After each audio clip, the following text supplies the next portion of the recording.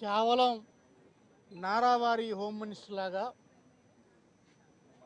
లేకపోతే హెరిటేజ్కి home minister లాగా, లేకపోతే చిన్నబాబుకు హోమ్ మినిస్టర్ లాగే ఈరోజు మాట్లాడుతున్నారు. ఒక పక్కన మా సభ్యులు డేటాతోటి ఏ విధంగా పోలీసు వ్యవస్థ దేశంలోనే కింద స్థాయిలో ఉందని చెప్తుంటే,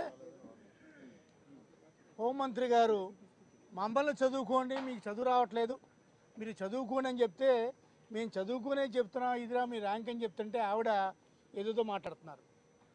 ఆవిడకి ఇంకా హోంమంత్రిగా కాకుండా ఈ క్యాబినెట్లో డిజాస్టర్ మంత్రులు ఎవరైనా ఉంటే అందులో ఫస్ట్ ర్యాంక్ హోంమంత్రి గారికి ఇవ్వచ్చు. ఎందుకంటే ఇది నేను కాదా మాట అంది, వాళ్ళ డిప్యూటీ సీఎంఏ అంటున్నాడు. వాళ్ళ డిప్యూటీ సీఎంఏ ఈ హోంమంత్రి ఏ విధంగా పనిచేస్తుందని మంచి కితాబు ఇచ్చాడు. మరి ఈరోజు నిండు సభలో అన్నీ పచ్చి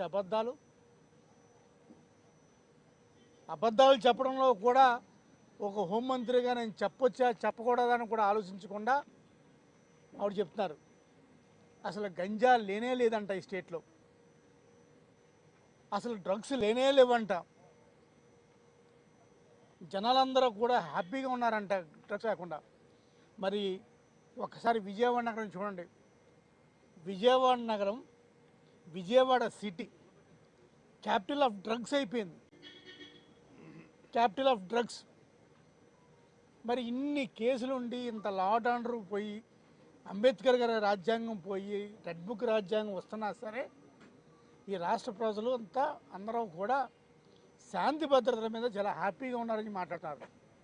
అది కూడా నిండు సభలో.